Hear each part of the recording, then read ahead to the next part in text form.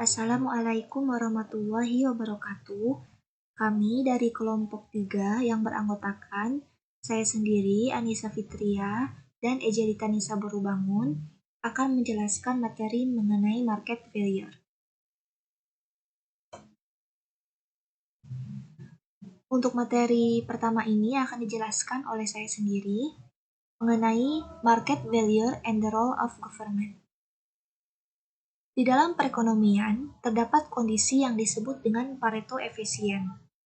Pareto efisien adalah kondisi ekonomi yang efisien di mana alokasi dari kekayaan tidak membuat seseorang sejahtera dengan membuat orang lain dirugikan. Kondisi ini dapat terjadi hanya dalam keadaan atau kondisi tertentu. Keadaan ekonomi yang tidak Pareto efisien disebut dengan market failure. Adapun faktor-faktor dari kegagalan pasar atau market failure yang pertama yaitu failure of competition. Dalam ekonomi yang berada di keadaan Pareto efisien, itu harus merupakan pasar persaingan sempurna. Namun kenyataannya, ada sebagian perusahaan yang memiliki pangsa pasar yang besar, seperti industri superkomputer, aluminium, ataupun rokok, yang dapat bersifat monopoli ataupun oligopoli. Suatu perusahaan bersifat monopoli ketika terdapat satu perusahaan yang memasok pasar, dan pasar bersifat oligopoli ketika ada beberapa perusahaan yang memasok pasar ataupun yang menguasai pasar tersebut. Persaingan yang menyimpang ini menggagalkan cita-cita persaingan sempurna. Penyebab keterbatasan persaingan pasar yang pertama yaitu ketika biaya produksi rata-rata menurun karena perusahaan memproduksi lebih banyak. Hal ini akan mengakibatkan perusahaan besar akan memiliki keunggulan kompetitif atas perusahaan yang lebih kecil. Berikutnya, adanya monopoli alami, yaitu situasi di mana suatu perusahaan menghasilkan output dengan biaya lebih murah dari perusahaan lainnya. Penyebab keterbatasan persaingan pasar berikutnya yaitu perusahaan juga dapat terlibat dalam mencegah persaingan, yaitu dengan mengancam pesaing potensial untuk masuk ke pasar. Berikutnya, pemerintah juga dapat terlibat dengan memberikan hak paten eksklusif terhadap penemuan inovator. Faktor kegagalan pasar yang kedua yaitu adanya barang publik. Barang publik memiliki dua sifat. Yang pertama, tidak ada biaya tambahan bagi individu untuk menikmati barang publik. Pada umumnya, barang publik sulit atau tidak mungkin untuk mengecualikan individu dalam pemanfaatannya. Contohnya di sini kasus mercusuar.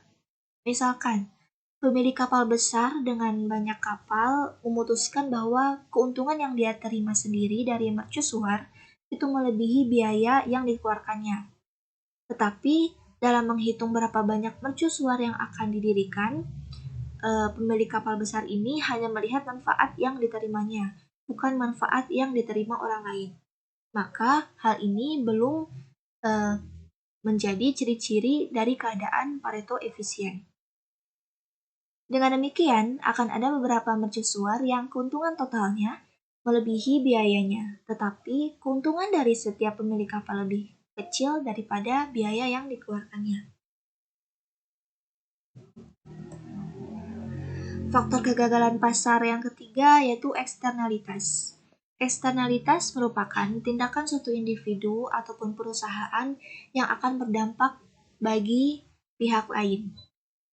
Eksternalitas dapat bersifat positif ataupun negatif, di mana eksternalitas positif merupakan tindakan suatu individu yang memberikan manfaat kepada orang lain. Contohnya, jika saya menanam taman bunga yang indah di depan rumah saya, maka tetangga akan melihat dan mendapatkan manfaat dari melihat bunga yang indah tersebut. Contoh lainnya, yaitu jika ada beberapa sumur minyak yang dibor di kolam minyak yang sama, maka mengambil lebih banyak minyak dari salah satu sumur itu dapat mengurangi jumlah minyak yang diekstraksi dari sumur lainnya. Berikutnya, eksternalitas negatif merupakan tindakan suatu individu yang membebankan biaya atau memberikan dampak negatif pada orang lain.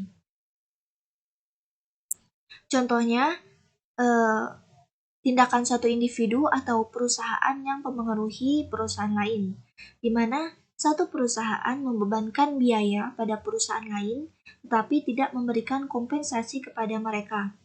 Atau alternatifnya, di mana suatu perusahaan memberikan keuntungan pada perusahaan lain, tetapi tidak menuai imbalan terhadap keuntungan yang diberikannya. Setiap adanya eksternalitas, alokasi sumber daya yang disediakan pasar menjadi tidak efisien. Hal ini dikarenakan individu tidak menanggung biaya penuh dari eksternalitas negatif dan sebaliknya. Faktor kegagalan pasar berikutnya yaitu incomplete market atau pasar yang tidak lengkap. Pasar tidak lengkap ini terjadi ketika pasar swasta gagal menyediakan barang atau jasa meskipun biaya penyediaannya kurang dari willingness to pay konsumen. Yang kelima ada kegagalan informasi. Sejumlah kegiatan pemerintah dimotivasi oleh informasi yang tidak sempurna dari pihak konsumen dan oleh keyakinan bahwa pasar dengan sendirinya akan menyediakan terlalu sedikit informasi. Contohnya, RUU kebenaran dalam meminjamkan mengharuskan pemberi pinjaman untuk memberitahu peminjam tentang tingkat bunga yang sebenarnya atas pinjaman mereka. Namun, peran pemerintah dalam memperbaiki kegagalan informasi melampaui perlindungan konsumen dan investor yang sederhana ini. Informasi dalam banyak hal merupakan barang publik. Memberi informasi kepada satu individu lagi tidak mengurangi jumlah yang dimiliki orang lain. Efisiensi mensyaratkan bahwa informasi disebarluaskan secara bebas atau lebih tepatnya bahwa satu-satunya biaya adalah biaya sebenarnya dari transmisi informasi.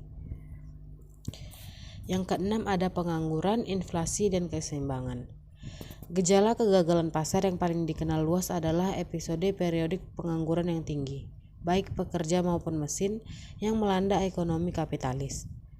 Pengangguran yang tinggi adalah bukti kegagalan pasar yang paling dramatis, yang paling meyakinkan. Isu-isu yang diangkat oleh pengangguran dan inflasi cukup penting dan cukup rumit. Kemudian ada retribution and merit goods atau barang jasa. Sumber-sumber kegagalan pasar yang dibahas sejauh ini mengakibatkan efisiensi ekonomi tanpa adanya campur tangan pemerintah. Dua argumen lebih lanjut untuk intervensi pemerintah yaitu diantaranya yang pertama ada distribusi pendapatan, yaitu fakta bahwa perekonomian Pareto efisien tidak mengatakan apa-apa tentang distribusi pendapatan. Yang kedua ada argumennya tentang intervensi pemerintah dalam ekonomi efisien. Pareto muncul dari kekhawatiran bahwa individu mungkin tidak bertindak untuk kepentingan terbaik mereka sendiri. Selanjutnya ada dua perspektif peran pemerintah. Yang pertama ada pendekatan normatif. Pendekatan kegagalan pasar untuk memahami peran pemerintah sebagian besar merupakan pendekatan normatif. Pendekatan kegagalan pasar memberikan dasar untuk mengidentifikasi situasi di mana pemerintah harus melakukan sesuatu ditempa oleh pertimbangan kegagalan pemerintah.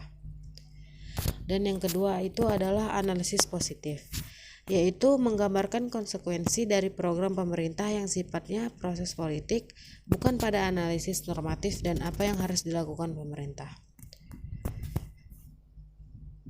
Sekian dari kelompok 4, mohon maaf jika ada kekurangan dan kesalahan. Terima kasih. Wassalamualaikum warahmatullahi wabarakatuh.